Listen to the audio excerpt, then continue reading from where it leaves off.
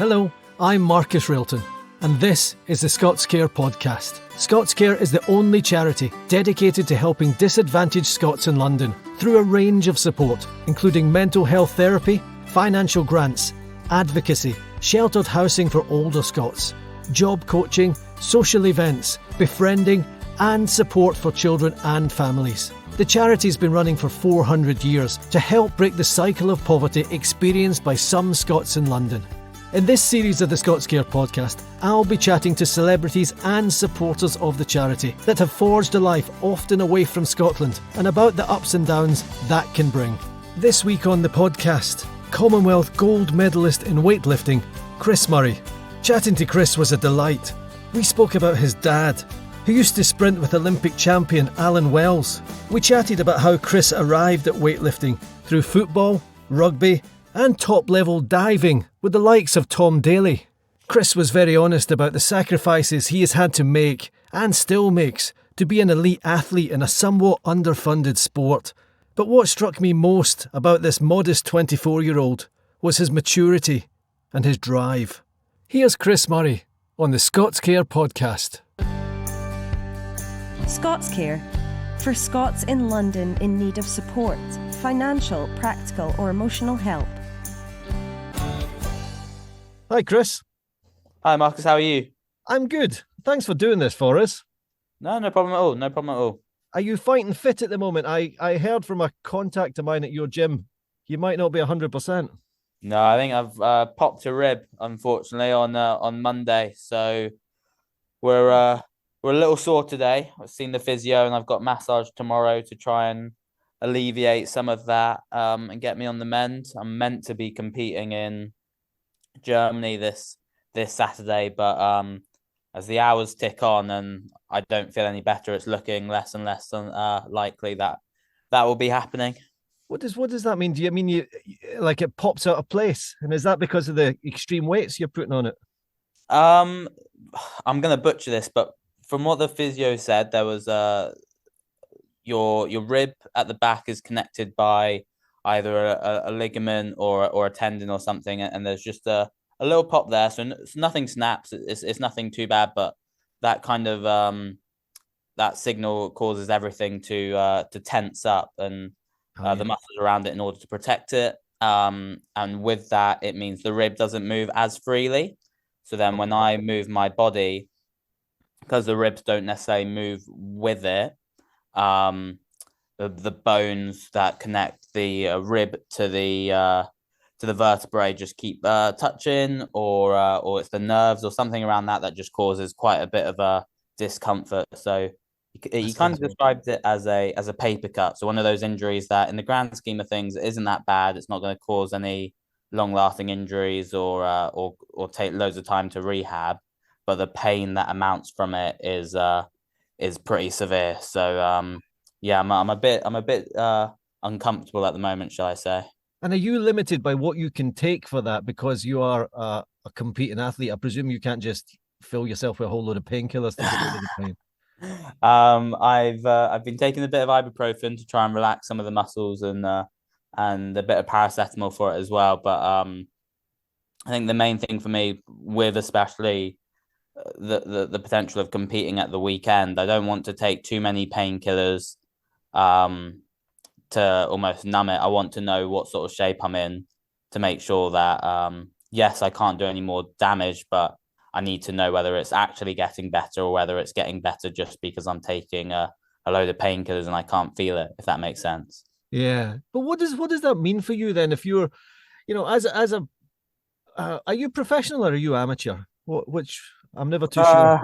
I don't think there are very many professional weightlifters out there. So, but if you went to the Olympics, you have to be an amateur, don't you?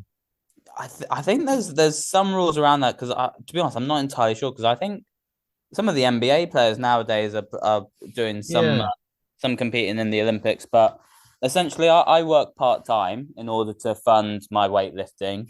And then I've got a few sponsors who pay me in exchange for social media posts and stuff like that. And then this competition that I'm lifting in Germany is for a weightlifting team. So they they run like a lifting league. They call it the Bundesliga out there. Yeah. It's all for weightlifting, and they'll pay me to go out and pay me to lift in order for them to win their matches or perform well at those matches. So So those are without Chris, without being too nosy, you can tell me to go away if you like. But what happens if you do that? You tweak your rib, you can't go out. Do they say, oh well, this is not going to be a payday for you then? essentially, yeah. So I get paid per. It's done on a point system, so I get paid for how many points that I make or lift. I've messaged, obviously with such short notice. I messaged them on Tuesday saying, look, I'm unsure what shape I'm going to be in, whether I'm going to be able to lift as much as you need me to in order to win the match. And they come back to me. They said, well, we paid for your flight, we paid for your hotel. So if you want to come out and see how it is, great. So they're being quite accommodating with it. I don't think they're too annoyed. I mean, injuries happen, but in terms of payment, if I don't lift, I won't get paid. So luckily with my other job and my sponsors, I don't rely on this money. But obviously it's very nice to have. And would definitely help. I'm not. I'm investing the money in the physio and the massage now to try and get me healthy so I can go out and lift. But if I can't, it's not the end of the world. Do you know what? I wouldn't mind talking a bit more about that later, about the kind of funding and what sports are well funded and what sports are poorly funded. But let's kind of go back to the beginning, because where were you brought up? Because your dad's Scottish, isn't he? Yep, yeah. My dad's Scottish. He was born and raised in Edinburgh and Portobello. And both my brothers were born there before he moved down to England for work, and I was born in Oxford before, and then we moved around quite a bit for his work. So most of my growing up was in Gloucester and then Surrey. And am I right in thinking your dad was a pretty high profile athlete as well? He was a sprinter. Yes, yeah, yeah. So he used to do a bit of sprinting back in the day, trained with Allan and Margot Wells up in Scotland. Yeah, he was my boyhood hero. He won gold at the 1980 Moscow Olympics. I remember I, that. I thought you were going to say my dad. I was like, I'm sure he's not. He's a good guy as well. But no, Allan Wells is a pretty phenomenal athlete, and it's crazy how small the world is actually, because him and his partner Margot lived not too far away from us, just by pure chance when we were over in Guildford. So when I was growing up and doing all other sports, I used to do a bit of athletics as well, and I'd go down to the track and I'd see her there. So it's crazy how this big whole world and country that we're in, Yeah. and yet these two people just well, The most important thing is, can you do a convincing Scottish accent?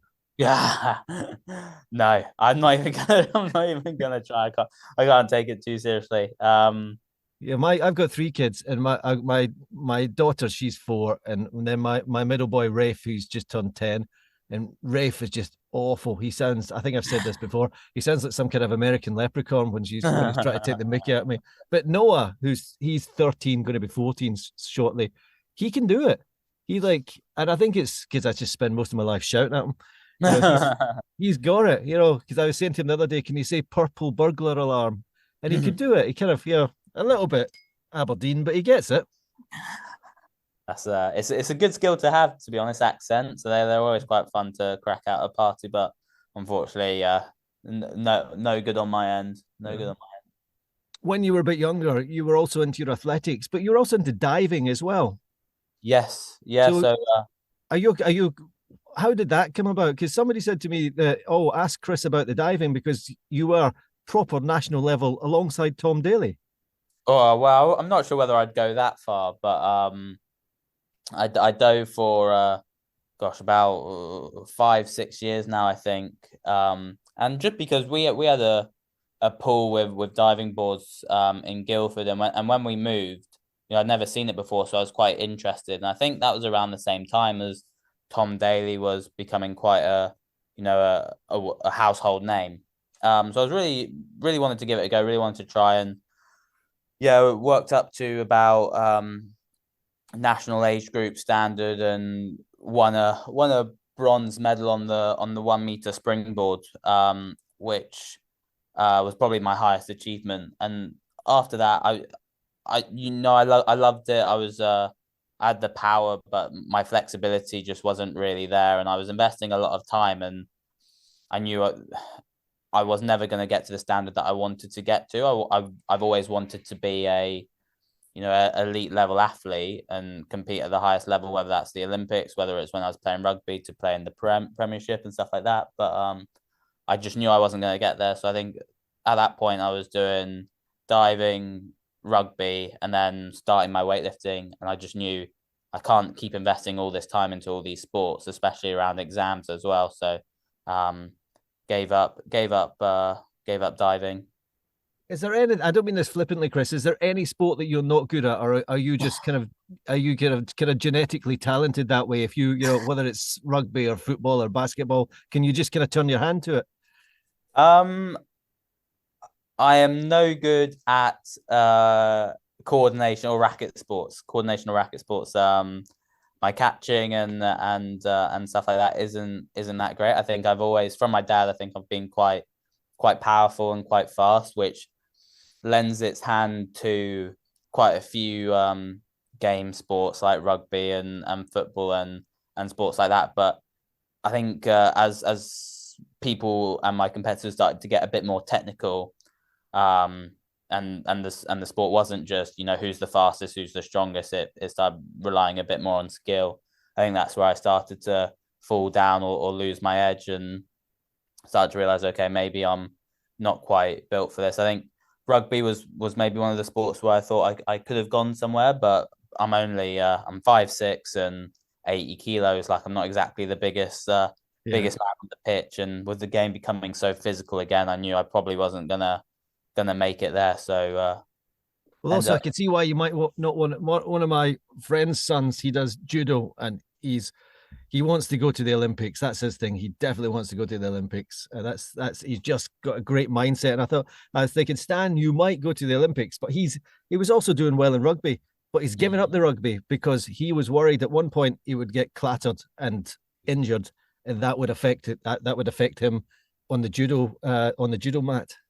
it was something that I had to do as well, quitting rugby with a few more years left of schoolboy rugby left. I stopped playing, which, looking back on it, I'm sad I never got to play first team rugby. But equally, like a broken finger or a dead leg or something that takes you out of training for a week to 4 weeks, it's just not worth the risk. And with rugby, when there's so many moving parts and so much out of your control, there is that higher injury risk factor, and it's just not worth it when you've got other ambitions in other sports. Did you know ScotsCare can help second and even third generation Scots break the cycle of deprivation? Key services include financial grants, mental health support, social events for the Scots community, and more. Now, what brought you to the attention of most people was Birmingham winning the gold medal at the Commonwealth Games last year. When you went into this, were you and your team thinking we could do this, or was it a surprise to you? Was there any point throughout the competition you think, I've got this? I think going into the competition, I knew I was in a good position. There were about on the rankings, there were about 5 of us within a couple of kilos, so I knew it was incredibly tight. I knew that I could have the best day of my life and I could still walk away without a medal. I think the thing that helped me was, for the last 4 years, everything has been building towards that one competition, and I've never felt more prepared. Like walking to the weigh-in that day, I felt so confident in the fact that whatever my coaches put on the bar, I was going to make. And to be honest, like, I didn't really keep an eye on what was going on during the competition. I just lifted what they told me to lift and just waited. And it was enough. I think the list that I did, I knew I was capable of doing. And I'm not shocked at how I performed. It's not like I pulled out some crazy 10 kilo PB, but the result like I said, it could have gone either way. And there are a few guys who put weights on the bar to beat me and narrowly missed out. So there really wasn't much in it between first and third place. So it's interesting you're saying that when you walked out there, you thought, today is going to be a good day. And how can you put a percentage on that when you're out there and you're in this environment and the adrenaline's pumping? Can you say, I am going to lift more than if I was just on my own in the gym? Does it give you an edge when there's a crowd and it's an event? oh, 100%, 100%. I think it's just the build up to it, being a home games and being a games in general, but also being a home games. Like you spend a lot of time thinking about it, preparing for it, doing everything you can to make sure you're as fresh as possible on the day. And then the crowd as well, just so loud, and so supportive, and they want you to do it well. They want you to lift the weights, and you can definitely feel that. That atmosphere in that competition was something that I'd never experienced before, and it really was something that that helped me get over the line and lift all my attempts. But you know what, Chris, I watched you in Birmingham, and I'm not phenomenally clever, but I can grasp most sports. And I thought weightlifting was actually simpler than it is. It's actually quite technical. And when I was watching you, I was thinking, is this a barrier to entry for people? Is this because there's rules and regulations that I couldn't get my head around? I thought, what's happening here? And I just wonder whether things need to be simplified a little bit to get new people into the sport. It's definitely something that's come up a lot. The press out rule, it should be fairly simple in the sense that the bar must go to overhead in one movement, or if you're doing the clean and jerk, it's from the shoulders to overhead in one movement. And with that, the elbows shouldn't bend. And as I say that now, it seems fairly simple. Yeah. The issue is there's an ambiguity to it with the referees look at it and they might see the elbow bend, they might not. And then you add in the extra complexity of having a jury on top of the referees, which then the referees can deem it a good lift or a bad lift, and then the jury can overturn it. And I think what confuses people is, a lift will get given as a good lift, and then 2 seconds later, it's a no lift for no obvious reason. Yeah. I think that's that's what I didn't get, because at that point I was thinking, I don't know what's going on here. I think that's where the commentating is really important, but also some of the visual aids, like in football and VAR or rugby with their TMO. You've got someone talking it through. You can hear the referees talking to each other and saying, this is why we think it's this, or whereas in weightlifting, it's normally quite a bit of quiet. And again, because there's so much ambiguity, what's the difference between a press out and a wobble, or shoulder movement versus elbow movement? And yeah, it's not as clear cut as, oh yeah, the ball went forward, that's a knock on, or yeah, that person's offside. And it just allows for a lot of human error and a lot of inconsistencies in the judging, which then as a spectator or a new spectator, it makes it very difficult to understand what the rule actually is when, an infraction can look the exact same, but one can get given as a good lift and one gets given as a no lift.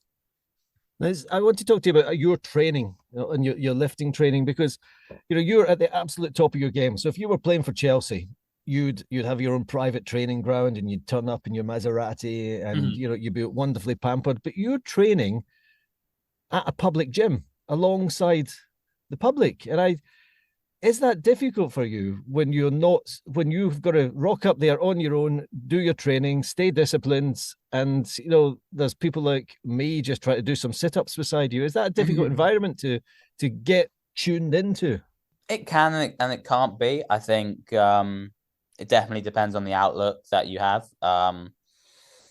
Quite lucky that this isn't just some generic gym. I'm training at Locker 27, which has specific weightlifting platforms and all the right kit, and it is a really good place to train with people who more often than not know the gym etiquette to maybe not walk right in front of you whilst you're lifting, or close to you whilst you're lifting. So that does help. But look, it would be great if British weightlifting had a national training centre where everyone came and trained and they looked after us with food and physio and stuff like that. But we don't have the money for that yet. And it's making the best out of the situation that we've got. Like, I'm very lucky in the sense that the gym is a 2-minute walk away. There's a physio on site, a sports masseuse on site, and I have all the support network necessary in my own environment to help support me as much as possible. But I do think if there was a bit more of a centralized system and a bit more money in it, I think GB weightlifting as a whole would be doing. I mean, we are doing amazingly well. The women are doing great things on the international stage, but I think with a bit more funding and a bit more of a centralized program, we could be doing even better. Did you notice a difference? Was there an overnight difference for you from a kind of lifestyle point of view when you won gold at the Commonwealth Games? Did it make your life financially easier or were you able to breathe just a bit easier because you're not thinking I'm up against it all the time? No, to be honest, there's been very little change between now and winning the Commonwealth Games. I mean, but you're not able to say when you're looking around for a sponsor. When will people take your phone call now when you say it's Chris Murray, the Commonwealth Gold medalist? Not. Do you know what? It hasn't opened as many doors as I would have liked. I think in terms of new sponsors since post the games, I've gained one new sponsor and I've currently got 3. So to kind of put that into perspective. Is it ever difficult to stay positive about that? To think, you're 23, you're very talented. You could go any way in your life. Is there any point you just think, oh, do you know what? I don't need this hardship. It's do you know what? And especially moments like at the moment where you're injured and this is an injury. Like I said, it's not as severe, but it's definitely affecting my day to day. Like walking around, I'm like, is it worth putting my body through this when like you mentioned football, like I'm not making a living or a wage off of this. If anything, it's making my life harder by maybe having less free time to spend with friends or spending more money on massage and physio and nutritionists out of my own pocket. Yeah. But I'm not doing this sport for the fame or the money. I'm doing it because I enjoy it. I had the goal that I wanted to go and win the Commonwealth Games, and I did it, and that was the only reason why I went and did it. I wasn't doing it because I knew that, if I win the Commonwealth Games, my life's going to change. And I kind of had that approach going into it, which I think helped me stay calm. Like, it was a big event, and there was every reason for me to get overwhelmed. Yeah. And it almost sounds a bit depressing saying it, but my whole output was like, no one really cares if you do well or doesn't. Like, weightlifting isn't this sport that's constantly on the news. No one's going to be like, oh, everyone's expecting Chris Murray to do weight. No one knew who I was before the event. There were no expectations. The only expectations I was putting on myself, and I knew if I've done everything I can. If I go out and do my best, that's all I can do. And I think that's what helped me perform. 1 in 4 of us will experience a form of mental health illness in our lifetime. Scots Care offers mental health supports with quick access to qualified therapists for both children and adults, bypassing NHS waiting lists. If you're a low-income Scot in London and could use the help, get in touch with us. You're making tough sacrifices. I spoke to Hannah Rankin, the world champion boxer, a couple of months ago, and she was talking about how there's more money in women's boxing now, but for a long time there was next to nothing. She couldn't get sponsors because as soon as her trainer would phone up and say it's Hannah Rankin, and as soon as they mentioned women's boxing, they say, oh no, we're not particularly interested. But the sacrifice she was talking about is when she goes into like a 12-week camp for a pre-fight camp, everything gets stripped away. She has to be so disciplined. She can't have a sneaky pizza on a Friday night. And I wonder about how much you've given up at 23 when, and I'm not saying this is a great thing, but a lot of your mates are probably out down the pub having a good time, not really thinking about what they're eating or drinking, whereas it's probably on your mind 24/7. Yeah, I think sacrifice is an interesting word that we use. I think if you're talking about sacrifices, I think what I've maybe sacrificed is, I probably haven't traveled as much or gone on as many holidays in the last couple of years because I can't control where I go training or if there's going to be a gym or okay, let's go on this holiday, but it's got to be near a gym, and then you end up almost sacrificing that holiday aspect. But like I said, I love training. I'm not exactly a big drinker. I don't like to party as much. So this idea of missing out on all these nights out with friends, like to be honest, I wouldn't have been having that much fun anyway. So I don't really view it as that big of a sacrifice. But it's like I said earlier, I've had this goal that I want to go and achieve these things, and that's what I'm gonna do.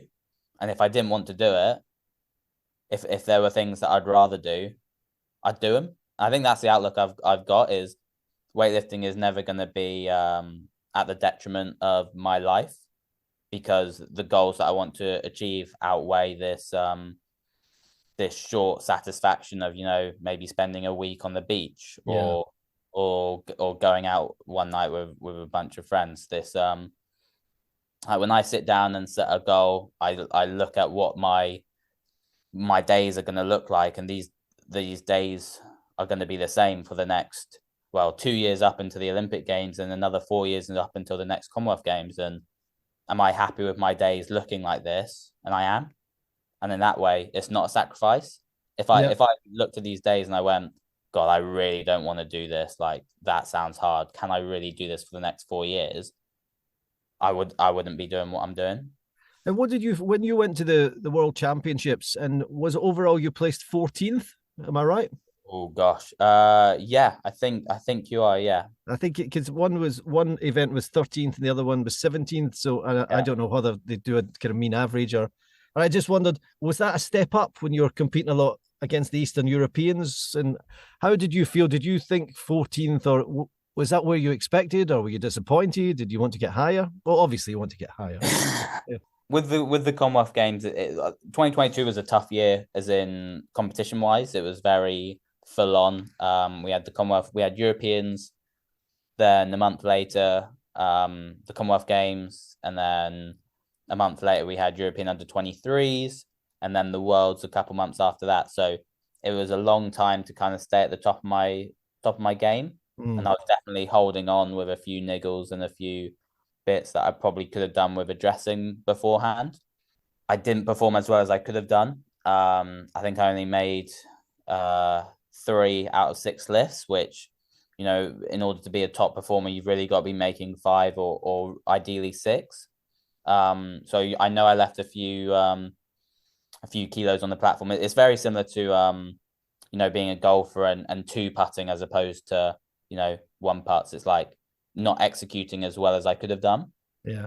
But that was my first senior world championships. I'd been selected for a few in the past, but with COVID and funding issues, I hadn't been able to go. So it was a great opportunity to go. My mum the world championships were held in Colombia, and my mum is Colombian, so it was great to have some family out there watching as well. So overall, it was a really good experience. I would have loved to have done a little bit better, but I know come next year with the next world champion, or should I say this year, with the world championships, I know I've learned on what I've the mistakes that I've made. That it's a less competition heavy schedule this year, so hopefully I'd love to see me break into that top 10 in the world, and then just build on from there year on year. You're very pragmatic, Chris. Do you ever get really? I was thinking, I wasn't like, because are you 23? Am I right in thinking that? I'm actually 24. I turned 24 on Sunday. Oh, happy belated birthday! Thank But you. I don't think at 24 I was as pragmatic as you. I think I was still kind of frustrated and angry young man syndrome. I think you deal with like not performing very well. You kind of like, right, how can I solve this? How can I move forward? And is there an optimum age for weightlifting? Is it like 27, 28? And then what age do you top out at? The optimum is a little bit later. You're looking at around 28, closing in on your 30s. It's a difficult one to manage because as a strength sport, it takes time to acquire strength. Now that I've got the technique near enough sorted, it's just all about just getting as strong as possible, and that comes with time. The difficulty that you have with that is as you get older and you're pushing your body to those limits, you are more prone to injuries.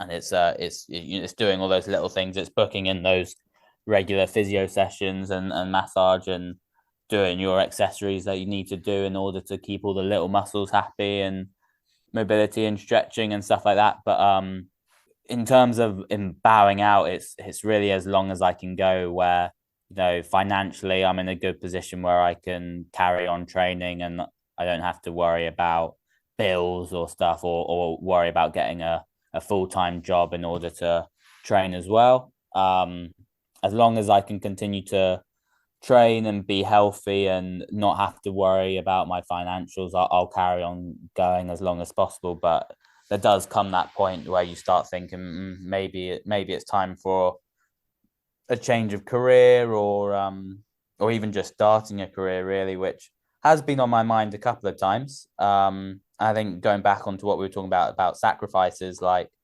I've always been quite a driven individual. I'm looking forward to entering the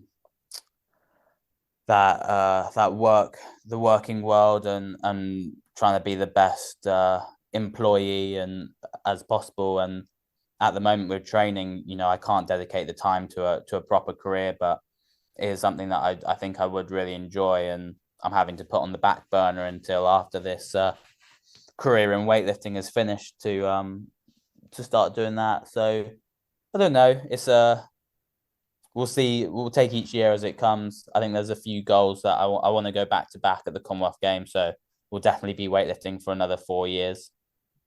And then after there, we'll see what's possible, what the financials are saying, and whether I do want to just start living life in the real world, should I say.